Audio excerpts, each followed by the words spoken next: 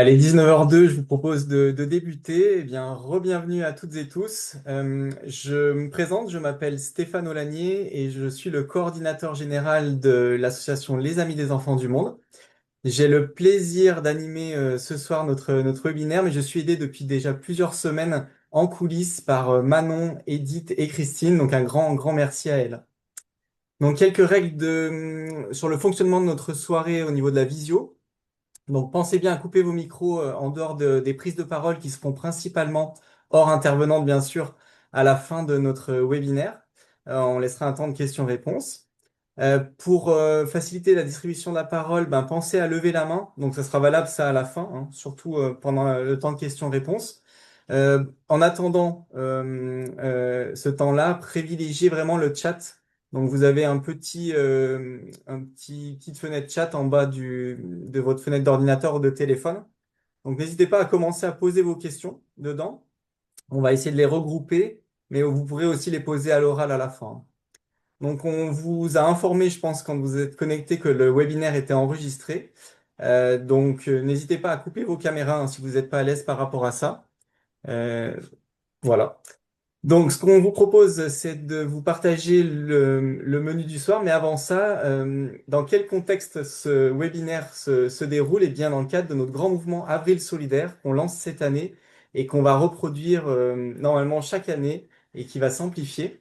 Donc, le concept, c'est un mois entier dédié à la solidarité où chaque participant et participante, qui soit membre de notre association ou extérieur, ben, peut relever un défi individuel ou en groupe. Et ça peut être des défis sportifs, des défis artistiques, on verra à la fin de ce webinaire d'ailleurs. Mais ça peut être aussi autour de l'alimentation. On a un défi qui a super bien marché autour du mois sans sucre. Et l'objectif de tout ça, ben, c'est de collecter des fonds pour notre association et donc pour les enfants. Et on a choisi la thématique cette année des soins et de la nutrition. Et vous l'avez compris, c'est aussi la thématique de notre webinaire ce soir.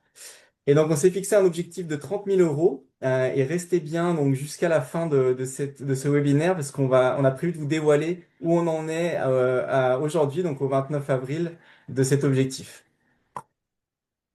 Donc, ce que je vous propose maintenant, c'est de vous donner un peu le menu de la soirée. Je vais faire une petite introduction, mais rapidement, on va aller dans le vif du sujet avec deux intervenantes. Donc, une depuis la France, Marie-Joseph Amiot-Carlin, et une depuis l'Éthiopie, avec Iwot Leroy. Et on terminera avec une partie on changera de continent d'ailleurs, sur le soin, avec notre partenaire ACPH qui n'intervient pas directement, mais vous verrez, on a des vidéos à vous présenter. Et donc, comme je vous disais, un temps de questions-réponses à la fin d'environ 10 minutes. Donc, n'hésitez pas à poser vos questions dans le chat et de vive voix quand ce sera le moment. Eh ben, j'espère que vous êtes prêts et prêtes. Je vous donne quelques informations sur notre association donc, qui organise Avril Solidaire, donc les Amis des Enfants du Monde. Nous sommes une ONG de solidarité internationale pour l'enfance qui existe depuis plus de 50 ans. On est reconnu d'utilité publique et on peut compter sur l'appui de près de 950 bénévoles et 3 salariés. Et la majorité de nos financements sont issus de 2500 donateurs individuels, donc réguliers ou ponctuels. Et tout ce monde ben, œuvre pour les enfants. Donc cette année, on devrait aider près de 20 000 enfants dans nos 13 pays d'intervention qui incluent même la France. Et on le fait grâce à nos partenaires locaux, dont ce soir donc, nous avons la chance d'avoir deux représentants. Et on le fait donc autour de 6 thématiques. Donc on accompagne les enfants de manière holistique. Et donc la première thématique, c'est éduquer et former, mais on a aussi la lutte contre les discriminations, construire un avenir durable, protéger les enfants isolés, accompagner l'enfant dans sa famille. Et notre 6e thématique qui nous intéresse ce soir, c'est assurer soins et nutrition. Alors, on le fait dans un cadre plus global, le cadre des objectifs de développement durable des Nations Unies. Donc, une petite question pour vous autour de cet écran. Qui a déjà entendu parler de ces objectifs? N'hésitez pas à lever la main. En fait, c'est possible dans les réactions, tout en bas, réagir. Vous pouvez mettre un petit pouce levé ou une petite validation. Ah bah, je vois des premiers pouces qui se lèvent. Ok, oula, plein de pouces, parfait. Donc les ODD, c'est un cadre. C'est 17 objectifs qui ont été votés par 192 pays en 2015. Et à l'intérieur de ces 17 objectifs, chacun a ses sous-objectifs particuliers. Et donc c'est à horizon 2030. Ils sont actionnables à tous les niveaux, donc des États jusqu'aux individus, en passant par les entreprises. Et avec nos partenaires, on agit sur plusieurs d'entre eux parce que en fait finalement tout est lié. Je vous donne un exemple avec nos aides, on lutte contre la pauvreté et les inégalités, donc c'est les ODD 1 et 10 qui sont concernés. Mais 70% de nos programmes que nous soutenons sont aussi en faveur d'une éducation de qualité, donc c'est l'ODD numéro 4 qui est adressé cette fois-ci. Et bien entendu, vous l'avez compris, ce soir on parle de nutrition et de santé, et donc c'est les ODD 2 et 3 qui sont concernés. Donc ce que je vous propose sans plus attendre, c'est de laisser la parole à notre première intervenante, donc Marie-Joseph Amiot-Carlin, qui est experte en nutrition santé et qui va nous permettre d'entrer vraiment pleinement dans le sujet ce soir. Marie-Joseph, bonsoir et bienvenue. Oui, Merci beaucoup d'avoir eu la gentillesse d'accepter d'intervenir. Ce que je vous propose peut-être, c'est de vous présenter à toutes celles et ceux qui sont connectés. merci Stéphane et merci de m'avoir invité. Alors, moi, j'ai un parcours en alimentation et nutrition à l'Institut national de la recherche, en agriculture, environnement et alimentation depuis 1983 avec une spécialité en nutrition et santé publique. Je suis retraitée donc maintenant depuis 3 ans et donc je suis directrice honoraire donc en nutrition et santé publique, mais j'ai un chargé de mission parce que en fait je me suis beaucoup occupée depuis 2012 de l'international, en particulier de tout ce qui était problème de malnutrition dans les zones méditerranéennes et en Afrique. Je travaille aussi pour l'Agence nationale de la recherche dépend du ministère de la Recherche en tant qu'expert dans le domaine de l'alimentation et membre de la Société de nutrition, la Société française. Mais mon gros travail aussi, c'est parce que je suis membre du groupe du haut panel d'experts sur la sécurité alimentaire et la nutrition, qui dépend du comité de sécurité alimentaire de l'ONU. En fait, je travaille dans le système onusien et nous sommes 15 experts dans ce domaine pour essayer de combattre tout ce qui concerne l'insécurité alimentaire et l'accessibilité à une alimentation saine et durable.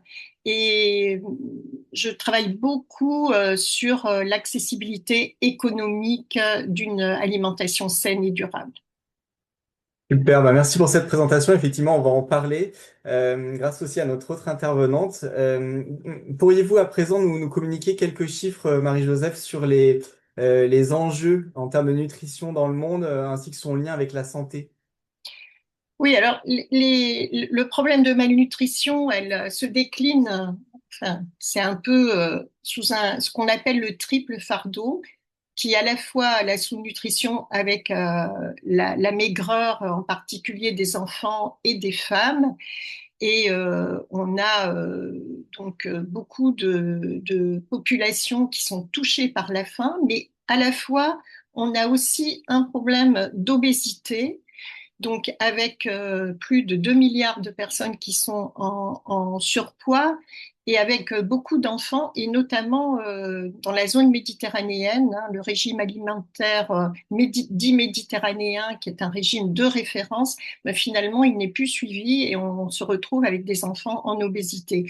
Et puis, il y a ce qu'on appelle la faim cachée, c'est-à-dire la faim cachée, c'est la carence en micronutriments due à la maigreur, mais dû aussi à l'obésité, ce que les gens ne savent pas vraiment.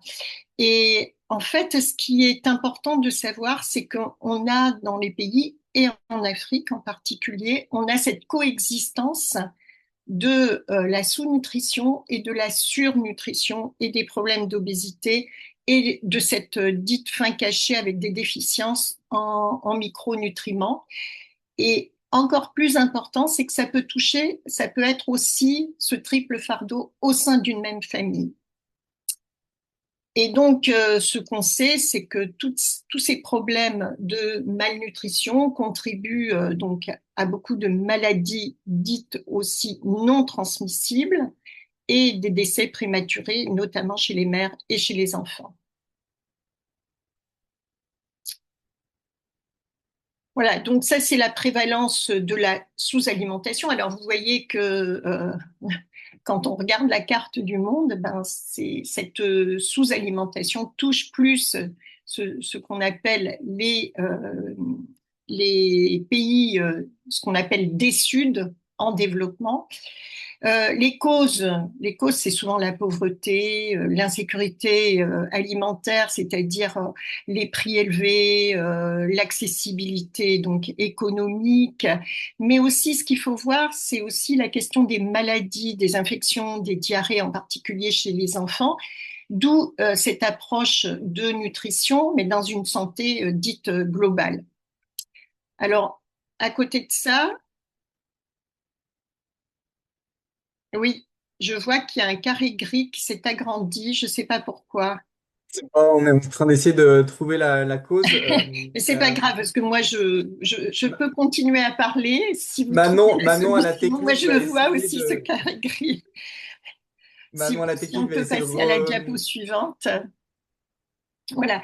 Et voyez que la question de l'obésité, elle va toucher plutôt les pays nord, où il y a une suralimentation, une alimentation très... Alors, j'ai plus l'écran, hein.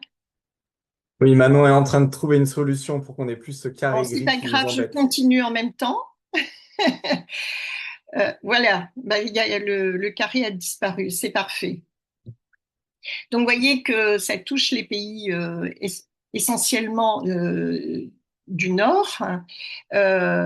Donc, les États-Unis sont beaucoup touchés par ce problème d'obésité avec des excès caloriques associés à une sédentarité. C'est pour ça que on associe toujours dans la nutrition une bonne alimentation et une activité physique. Mais ça peut être dû aussi à des facteurs génétiques, voire épigénétiques et environnementaux. Je ne vais pas rentrer dans le détail, mais je peux revenir si vous avez des questions. Diapositive suivante. Et tout ça, c'est un coût.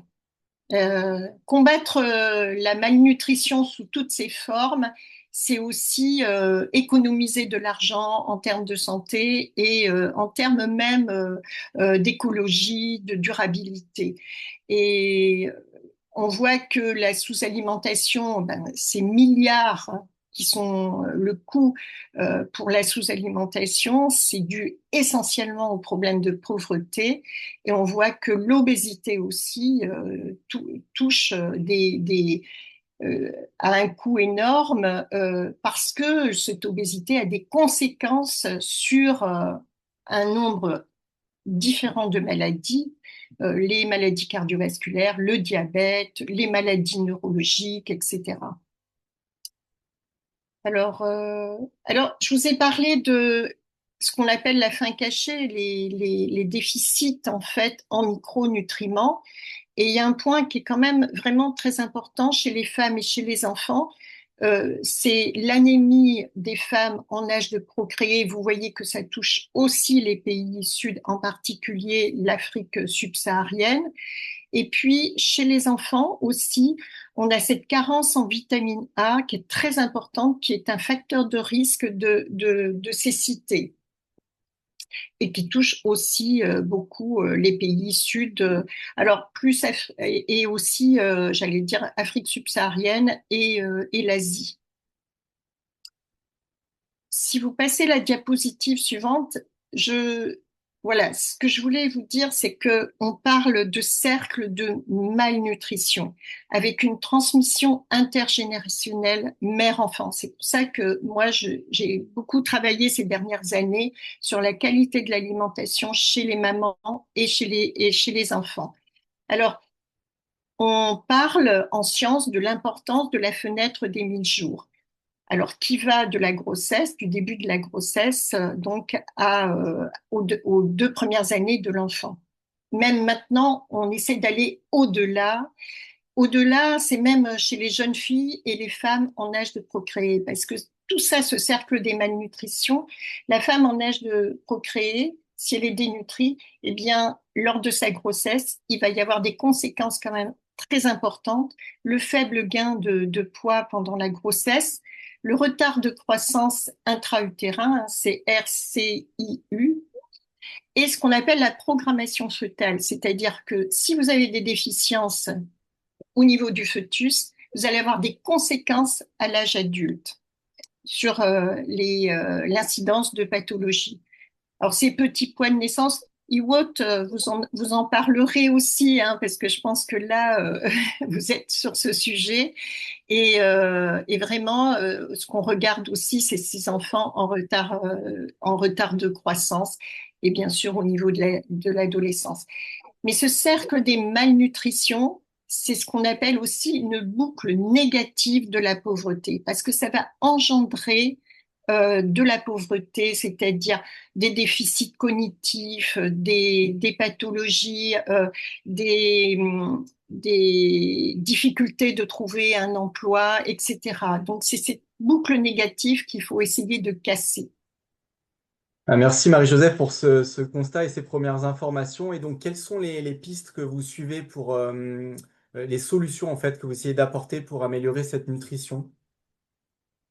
Alors, voilà. Alors, euh, pendant longtemps, moi, j'ai essayé de travailler sur comment arriver à une alimentation saine. Et maintenant, on essaie d'arriver à une alimentation saine et durable. C'est-à-dire ne pas non plus euh, avoir des incidences sur l'environnement. Alors, il y a une assiette hein, qui est ce qu'on appelle l'assiette planétaire, qui est bonne pour la planète et la santé humaine, qui est composée à 50% de fruits et légumes, beaucoup de produits végétaux et un peu de produits animaux. Or, cette assiette, elle pose un problème de l'accessibilité géographique, parce que ce que je vous ai dit dans les cas de sous-nutrition, il y a une accessibilité très difficile, même géographique, hein, on n'a pas les aliments qu'il faut ou qu'on peut produire, et économique, parce que cette assiette, il faut savoir qu'il y a presque 1,5 milliard de personnes qui ne peuvent pas atteindre ce régime pour des questions économiques. Alors, si vous passez la diapo suivante, ce qu'on regarde, c'est, là j'ai pris que l'exemple de l'Afrique subsaharienne, mais vous voyez que ce qu'on appelle l'assiette de base, elle est très loin de ce que l'assiette, hein, c'est ce rond finalement, qu'on devrait à 100%, qu'on devrait atteindre. Elle est faite en Afrique subsaharienne de beaucoup de produits difféculents. Mais vous voyez, on a un manque de produits, y compris animaux, produits laitiers, beaucoup sur les fruits, légumes, légumineuses aussi, et tout ce qu'on appelle, en anglais, on appelle nuts, c'est toutes les noix qui sont vraiment intéressantes dans un régime. Alors, si vous passez la diapositive suivante, voilà. Donc, moi, mes travaux de recherche, bon, il y a quelques années maintenant, se sont centrés sur plusieurs pays d'Afrique, dont l'Éthiopie. Et c'est intéressant parce que Iwot vous présentera quelques solutions et je suis très contente de faire ce lien parce que nous, ce qu'on cherchait à faire, c'est de voir un co-développement local de chaînes de valeur végétales pour un système alimentaire africain plus durable avec la possibilité d'avoir une accessibilité financière à des régimes alimentaires plus sains. Alors, diapositive suivante. Alors, notre démarche, en fait, c'était vraiment de proposer des environnements alimentaires avec des produits locaux et d'essayer de proposer des actions pour faciliter cette alimentation qui soit nutritionnellement adéquate et ce qu'il faut penser aussi, elle soit culturellement acceptable. Notre cible, ça a été des jeunes enfants et des mères qui souffraient de malnutrition et de femmes en âge de procréer. On s'est localisé sur plutôt des zones urbaines, dont la ville de Addis Abeba. Et, euh, et en fait, on a collecté en fait toutes les données qu'on pouvait avoir de produits locaux, de ce qu'il y avait de disponible et de ce que mangeaient les mamans et les enfants. À partir de cette diète, on a identifié qu'est-ce qui manquait dans la diète, dans le régime alimentaire et quelles étaient les sources possibles au niveau local pour justement essayer d'avoir cette couverture des besoins, de tous les besoins en nutriments, en vitamines. Il se trouve qu'en Éthiopie, à Addis Abeba, les mamans manquaient de la qualité de qualité de lipides, de certaines vitamines, de certains minéraux. Et donc, ce qu'on fait, ben, c'est qu'on fait de l'optimisation. Et à partir de cette optimisation, on met en œuvre et on essaie de travailler avec les acteurs. Donc, et on a, avec un collègue, donc professeur à l'université d'Addis Abeba, on a essayé d'établir des guides alimentaires et des supports pédagogiques. Voilà. Et là, on a travaillé aussi sur un nombre de solutions possibles que les acteurs devront s'approprier dans le futur. Eh bien, merci Marie-Joseph pour votre intervention. On va rester en Éthiopie avec notre prochaine intervenante, donc Iwot Amaré Leroy. On va parler des enjeux et des solutions vraiment de terrain. Donc, Iwot va se présenter, mais elle fait partie de nos 32 partenaires avec sa structure N4ED. Et on est très heureux de l'avoir parmi nous en direct donc depuis Addis Abeba. Et il est 1 heure de plus, je crois, en ce moment, Iwot, hein, c'est ça? C'est bien ça, oui, il est 20h25. Est-ce que vous pouvez vous présenter auprès de toutes celles et ceux qui sont connectés autour de cet écran, s'il vous plaît? D'accord. Merci beaucoup d'ailleurs pour votre invitation à participer à ce webinaire et à ce mois solidaire. Et merci pour tous les participants de prendre un peu de votre temps pour parler de ce sujet important qui nous tient à cœur. Donc moi je m'appelle Iwata Maré-Leroy, j'ai 42 ans. Je vis en Éthiopie en ce moment et où j'ai grandi aussi d'ailleurs. Mais entre-temps, j'ai fait un petit passage, un petit long passage en France pendant à peu près 16 ans où j'ai fait mes études. Donc, je suis arrivée en France à 18 ans en informatique. Mais c'est vrai que malgré ces études, de ce choix d'études, le sujet de la solidarité, ça a toujours été quelque chose qui me passionnait. Depuis mes 15 ans, j'ai fondé et géré des associations ici en Éthiopie, mais aussi une fois que j'étais en France. Et ça a toujours été une grande question pour moi pour savoir comment mettre en œuvre cette passion au service de mon pays. Et en fait, le déclic, il a eu lieu quand je suis devenue maman pour la première fois en 2010, où en fait, un épisode de ma vie m'a fait comprendre l'importance de l'information, parce qu'un livre, enfin quelque chose que j'ai lu dans un livre de grossesse, a littéralement sauvé la vie de ma fille. Et donc, ça a été le déclic pour me dire, mais en fait, toutes ces mamans qui n'ont pas l'information, qui peuvent pas lire, qui n'ont pas accès aux livres, qui n'ont pas accès à Google, aux recherches, etc.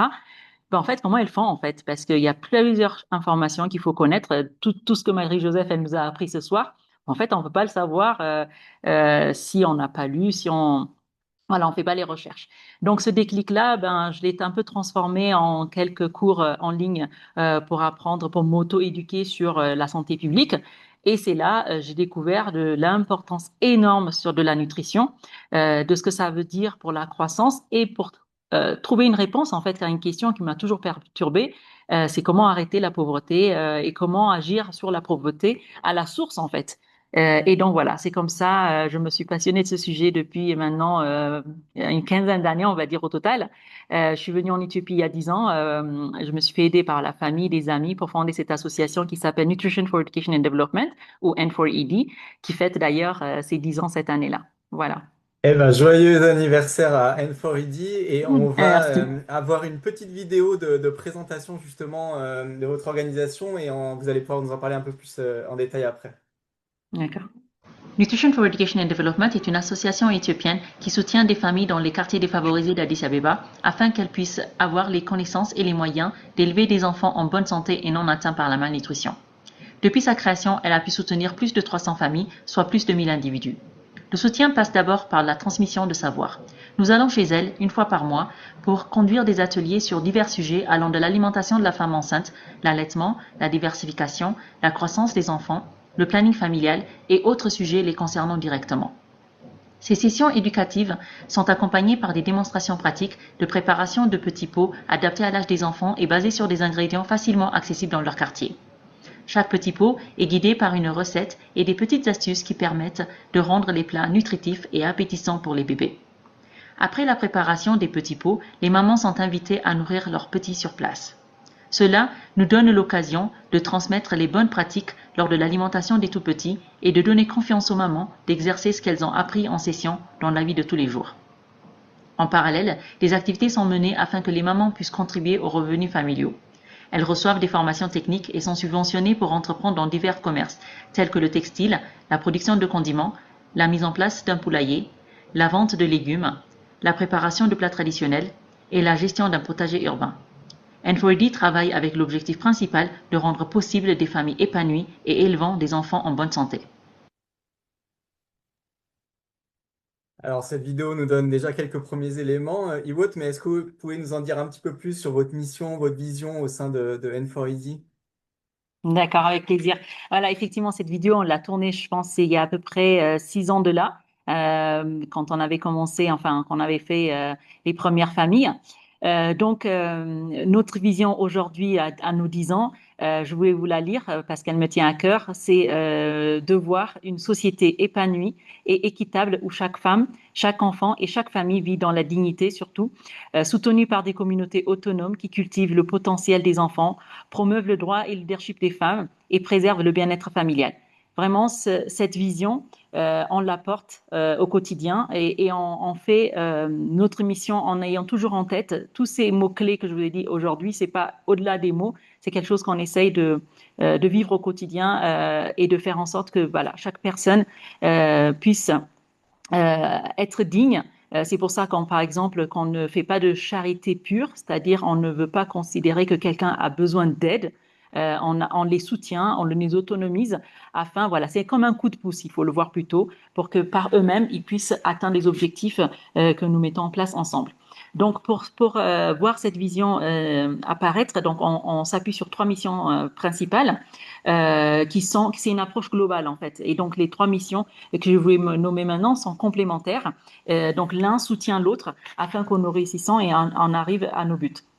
Le premier, un peu notre mission historique, c'est le développement de la petite enfance et le bien-être familial qui passe par le fait d'aider les familles à arriver à élever leurs enfants en respectant les 5 piliers principaux du développement de la petite enfance qui sont la nutrition, la bonne santé, l'épanouissement, le fait de grandir dans de l'amour, sa sécurité, son bien-être physique et mental, ainsi que son éveil et sa participation voilà, à l'apprentissage précoce. Donc à cela, notre deuxième mission s'ajoute pour l'autonomisation économique des femmes. Alors cette mission-là, elle était là depuis le début de notre travail parce que effectivement, même si on essaie de faire en sorte que tout ce qu'on leur apprend, ils peuvent le trouver sur place avec pas énormément de moyens, mais il faut quand même augmenter leurs moyens, comme je disais tout à l'heure, pour que par eux-mêmes, ils puissent avoir plus de moyens dans la famille et surtout la femme. Pourquoi la femme? Déjà parce que souvent c'est elle qui reste en arrière, mais aussi parce que les études montrent que quand la femme, elle possède plus de revenus, elle a plus de pouvoir décision dans la famille et les décisions de la femme sont souvent pour le bien-être de la famille de manière générale. Donc c'est pour cette raison-là qu'on se focalise énormément sur les femmes pour l'autonomisation économique. Et enfin, il y a l'autonomisation sociale et protection, sur lequel on est venu vers la fin, il y a à peu près pendant le Covid ou un peu après le Covid. Pourquoi? Parce qu'en fait, on a remarqué que dans certaines familles, pas toutes, il n'y a pas forcément le bien-être familial qui accompagne la connaissance, l'argent. En fait, tout seul, ces 2 piliers ne sont pas suffisants parce qu'il y a de la violence, parce qu'il y a le non-respect de l'autre, il y a la violence aussi envers les enfants, envers les femmes, qui font qu'en fait tout le travail qu'on fait sur l'apprentissage et l'autonomisation économique, en fait, ça tombe un peu à l'eau sans ce volet-là. Donc, on a été un peu forcé à le faire, mais aujourd'hui, on se rend compte qu'en fait, c'est beaucoup aussi par cela passe la solution pour accomplir notre mission.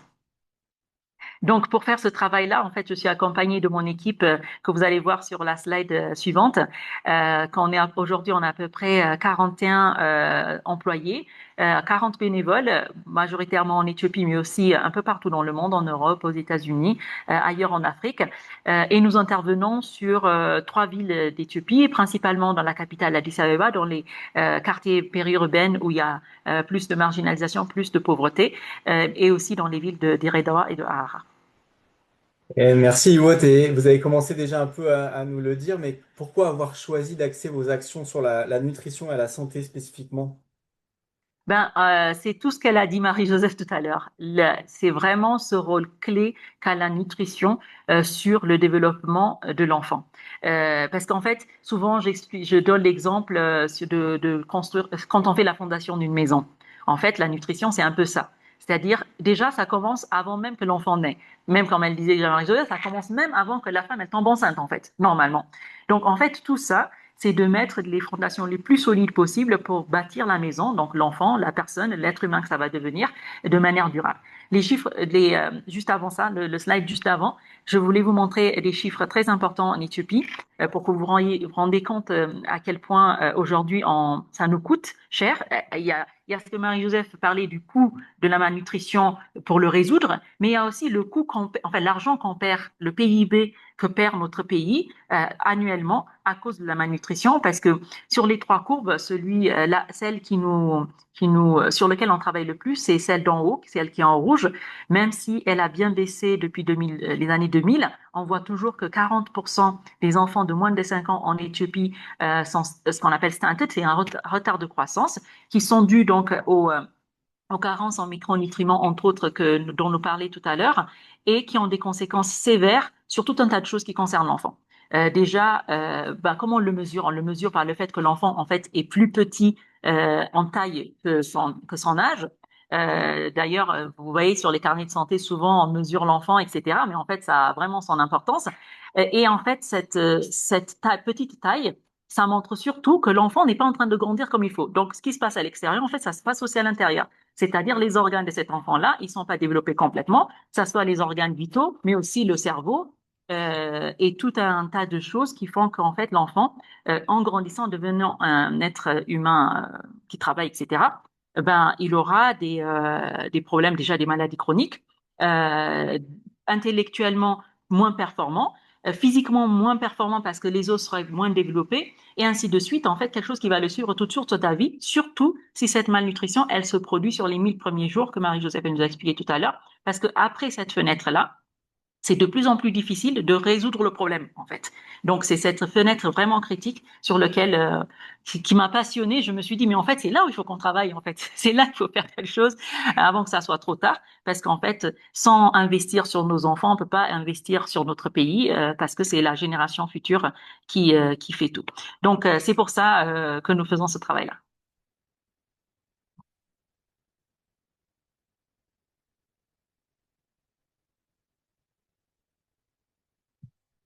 Alors, qu'est-ce que N4ED cherche à faire avec ce problème-là?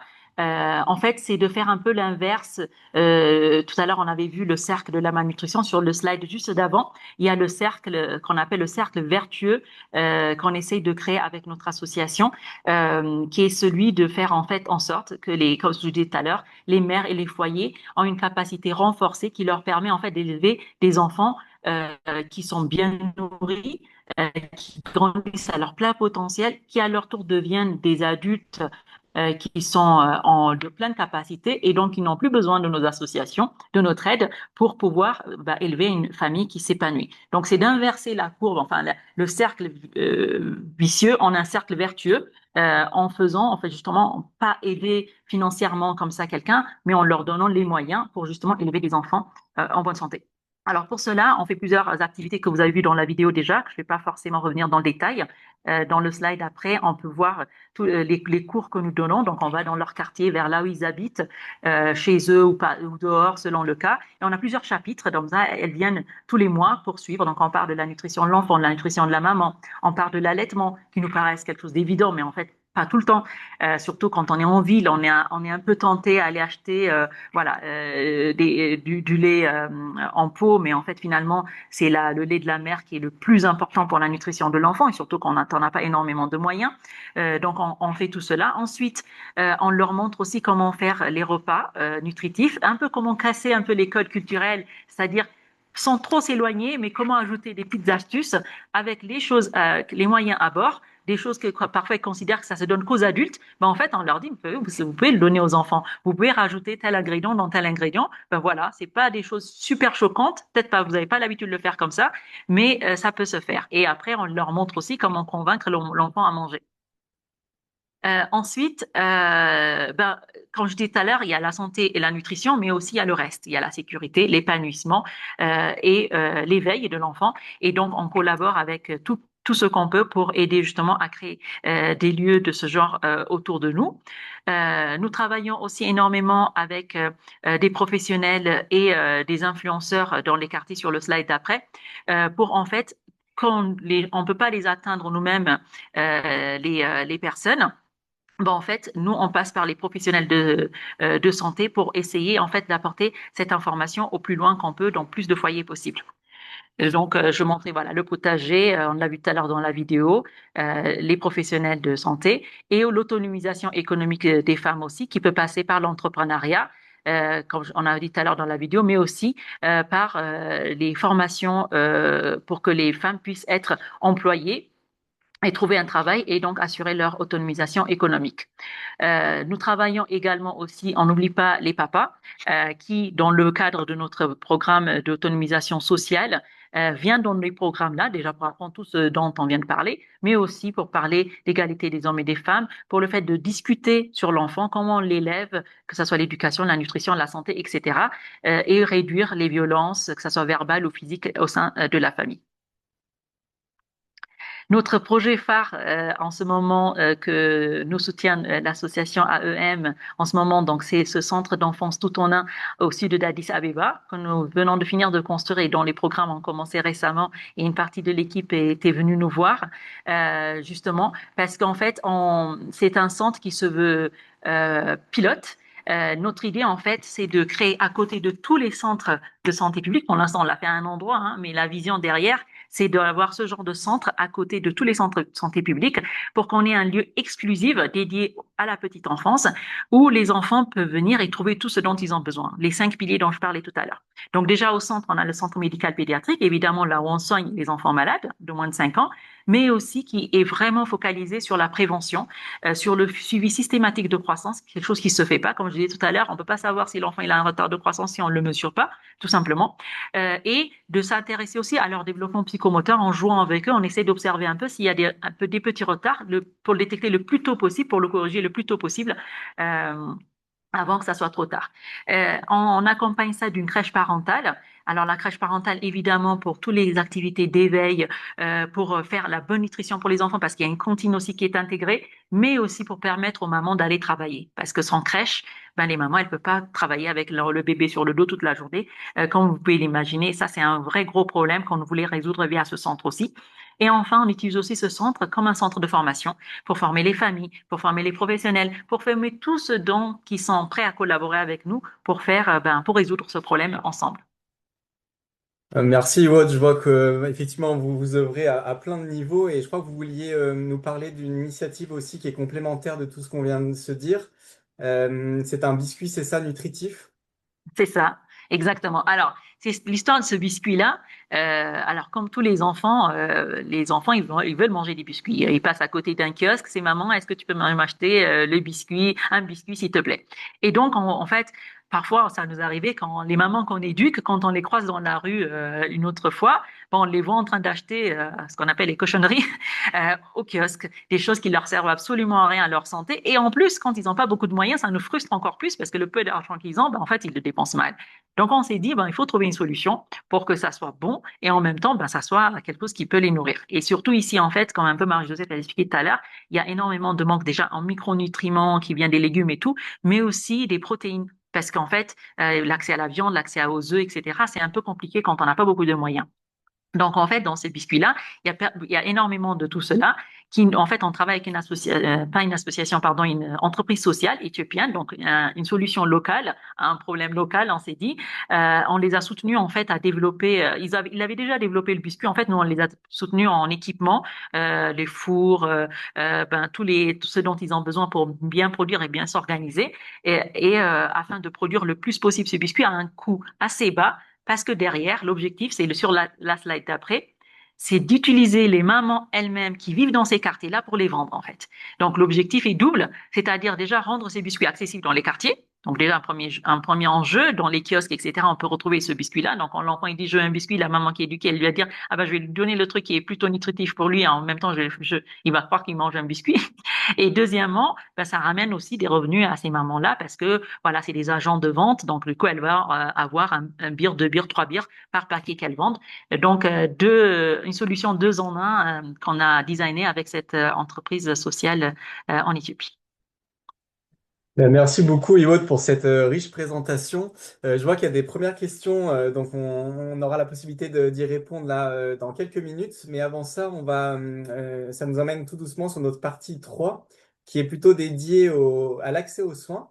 Et on va changer de continent pour aller en Amérique centrale et plus spécifiquement au Honduras. Je vous en parlais en introduction pour écouter ce que fait un de nos partenaires ACPH là-bas dans les montagnes du Honduras. On a une petite vidéo à vous proposer en introduction de cette partie-là.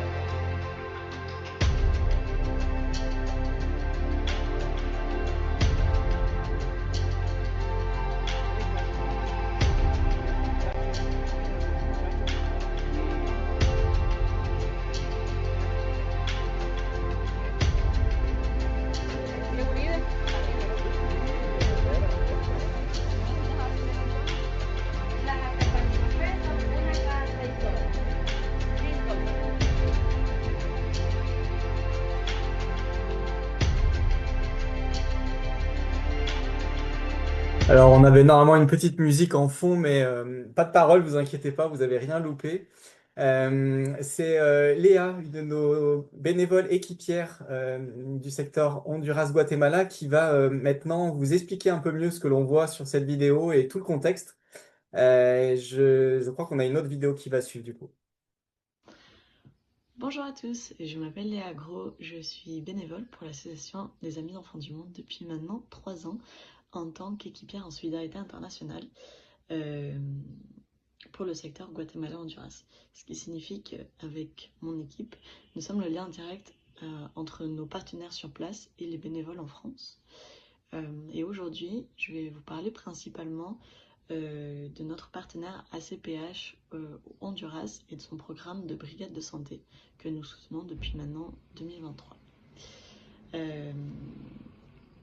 ACPH est un organisme qui a été créé dans les années 60 et qui aide depuis ce temps-là la communauté des Tolupan, qui est une communauté indigène très pauvre, très exclue, qui vit reculée dans les montagnes et qui représente une population d'environ 12 000 habitants, mais tous qui vivent comme dans des communautés assez éloignées déjà les unes des autres. Donc même entre eux, ils sont pas tous au même endroit. Et Et ASCPH, eux, sont basés à Morasan, qui est une ville en bas, au pied des montagnes. Donc le programme qu'ils ont mis en place, le programme de brigade de santé qu'ils ont mis en place, c'est un programme qui vise à apporter des soins à cette communauté. Donc environ 2 fois par mois, l'objectif c'est de faire monter toute une équipe médicale, donc en général 2 médecins, 2 infirmiers et toute l'équipe qui les accompagne, avec donc des médicaments, des produits d'hygiène et de santé et parfois des dons. Donc ils vont monter sur place, donner un rendez-vous à un endroit et ceux qui habitent le plus proche peuvent venir se rassembler et ils vont organiser du coup toute une journée de consultation et de distribution de dons et produits d'hygiène et médicaments. Donc c'est un programme qui est vraiment très très efficace. On a eu la chance de pouvoir assister à plusieurs brigades lors de missions d'évaluation et on a toujours été vraiment impressionné par le professionnalisme et l'efficacité de notre partenaire. Donc ce programme il est important parce que sans lui, la population n'a accès à aucun soin, aucun médecin. S'il y a une urgence, il faut pouvoir, dans ce cas-là, redescendre de la montagne et c'est souvent des conditions qui sont assez difficiles.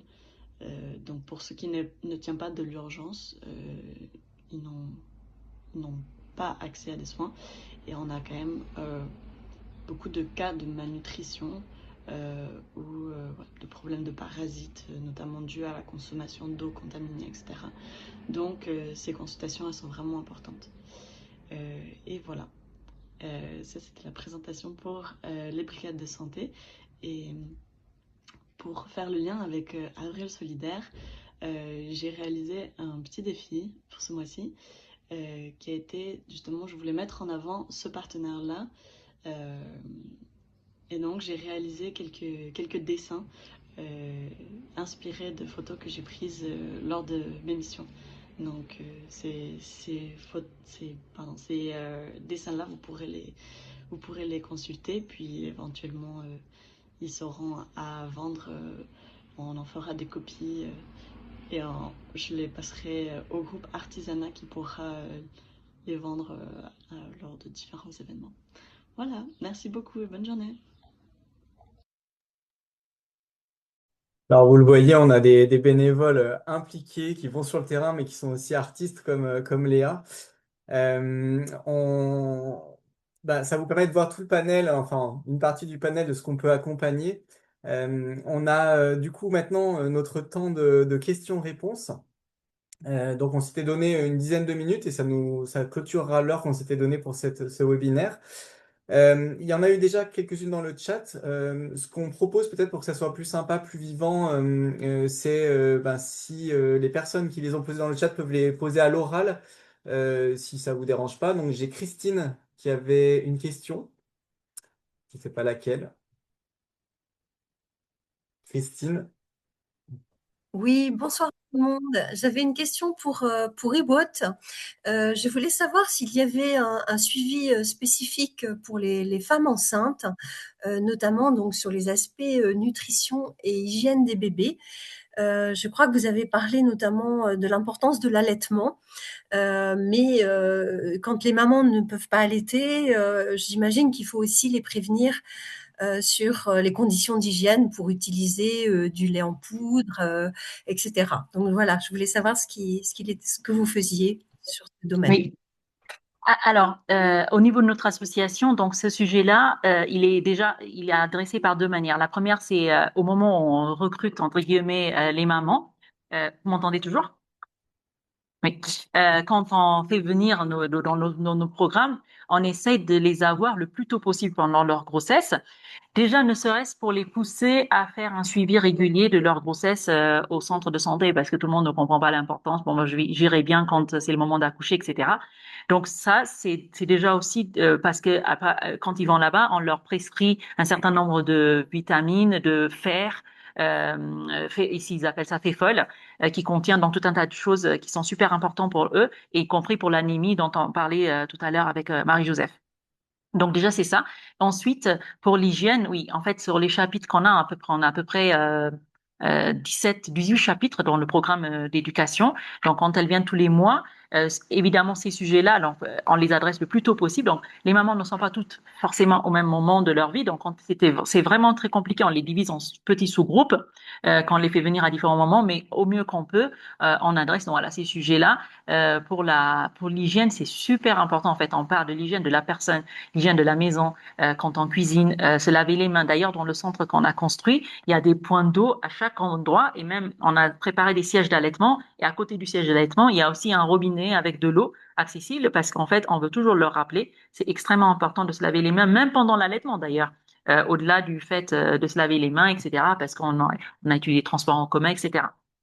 Et effectivement, quand ils peuvent pas allaiter pour diverses raisons, la partie hygiène fait une partie intégrante de notre éducation pour bien laver, préserver. Mais c'est un sujet très compliqué ici, surtout dans les familles défavorisées, de ne pas allaiter parce qu'en fait c'est inaccessible. S'il y a quelque chose d'inaccessible chez nous, alors c'est les produits de lait en poudre, mais surtout maintenant avec l'inflation, c'est vraiment inaccessible. Et le lait, vous savez comment ça fonctionne? C'est comme un business, c'est-à-dire s'il n'y a pas de demande, ben la production s'arrête.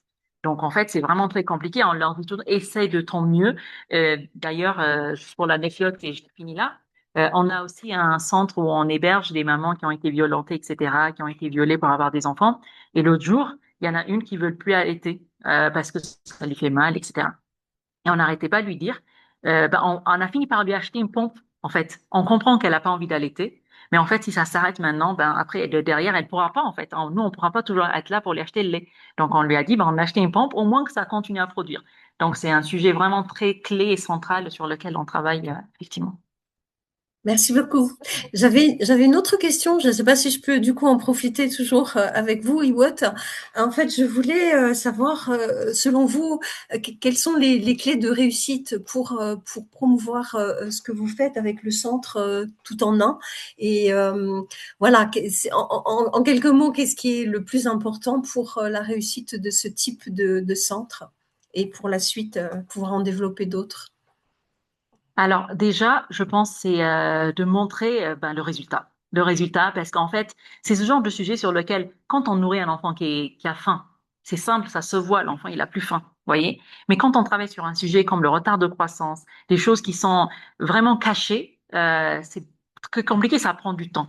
Donc en fait, nous, on mise énormément sur la qualité. Déjà, ça la satisfaction des parents pour qu'ils viennent tout le temps. Donc en fait, on les attire par tous les moyens possibles pour que c'est le plus agréable possible. Ils sont bien accueillis. On va d'ailleurs donner une formation au personnel comme une formation d'hôtellerie pour qu'ils accueillent avec un sourire, etc., pour que les mamans, elles se sentent respectées. Et d'ailleurs, pendant la visite de l'AEM, il y a à peu près un mois, une maman, elle a dit quelque chose qui m'a vraiment marqué. Elle nous a dit, ah non, mais je suis accueillie comme une reine. Je suis comme, en fait, pour montrer qu'elle est vraiment heureuse, elle a dit, je suis comme dans un hôpital. On prend soin de moi, c'est éclairé. Et ça me fait vraiment plaisir parce que je me dis, plus la demande augmente, plus il y aura du monde, plus on pourra faire du travail et donc on pourra montrer le résultat sur les enfants, vraiment qui grandissent bien et qui sont en moins de retard de croissance. Donc, je pense que c'est ça la clé, de montrer un résultat positif. Après, ensuite, de convaincre du lobbying pour convaincre l'État à prendre ça sous son aile, parce qu'une fois que l'État il l'a pris, en fait, on aura gagné, on peut rester tranquille. Voilà. Merci beaucoup. Merci, Wout. Et on a aussi Corinne qui avait une question. Corinne, si tu veux la poser en direct. Oui, oui, oui. Bah déjà, bonjour Hugo, t'es vraiment ravi de Ah, vous parler en direct. C'est vraiment un honneur pour nous aujourd'hui, voilà, merci. de vous avoir comme ça en direct. Je voudrais savoir si en fait les parents participent spontanément à ces ateliers. Alors vous venez de répondre un petit peu en partie, hein, partiellement, puisque vous dites ils se sentent très très bien accueillis. Mais c'est vrai que c'est un changement dans leurs habitudes, dans leur fonctionnement. Certains habitent peut-être loin géographiquement.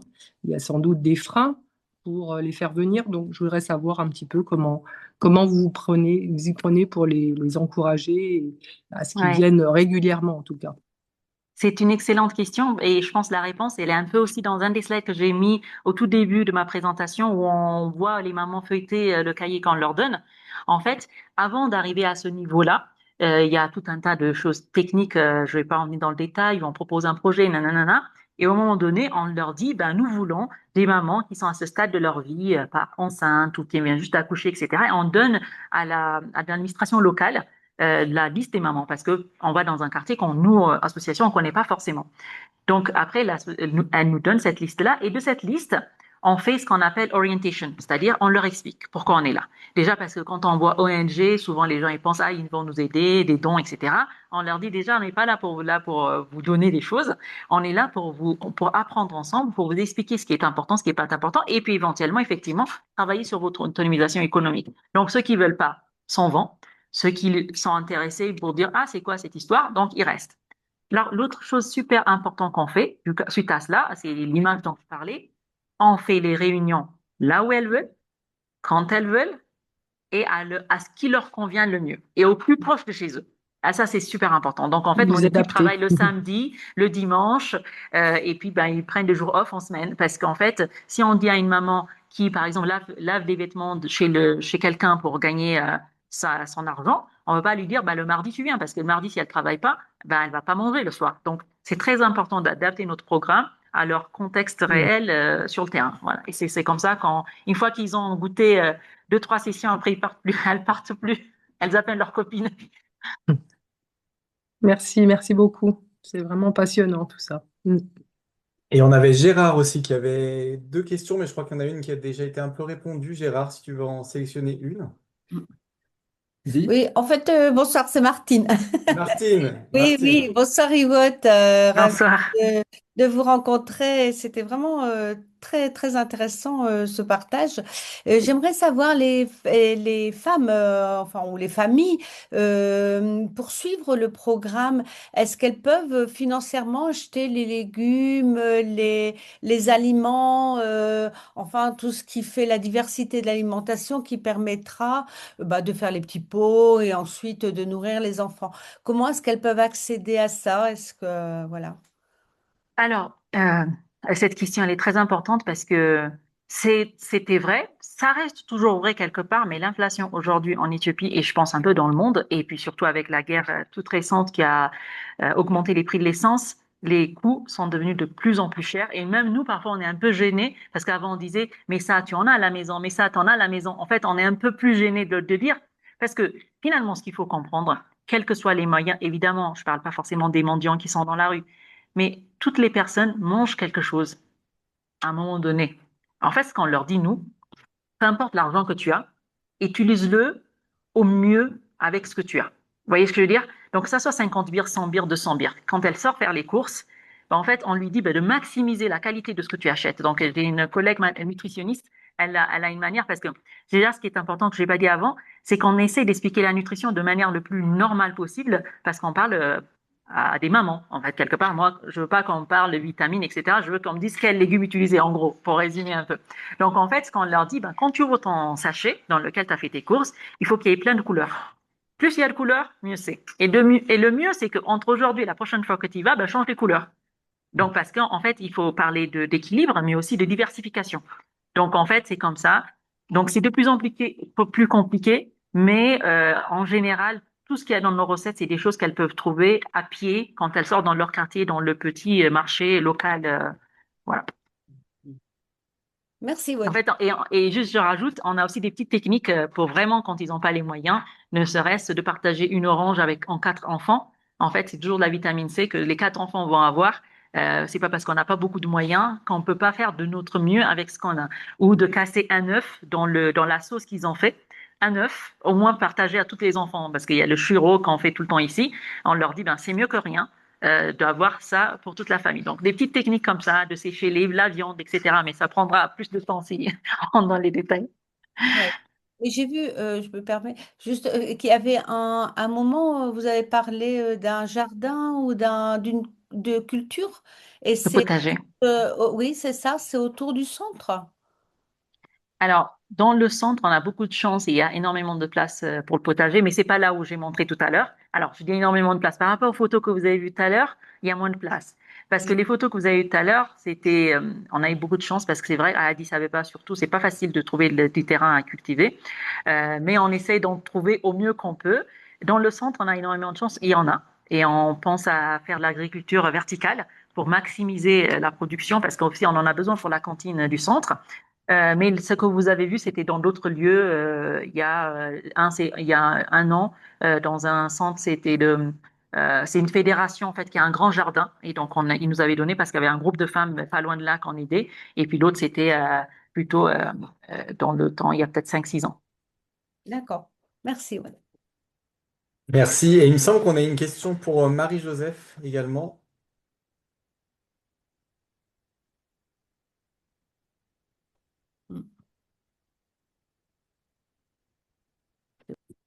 Euh, Je il me suis à semble. l'écoute. Oui? Oui, c'est Christine encore.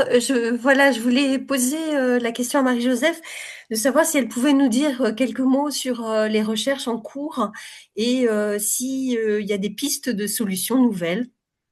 Oui, oui. Alors, la recherche, maintenant, on parle de recherche participative. C'est ce que fait eWOT, en fait, avec des techniques nouvelles, donc avec les acteurs des systèmes alimentaires.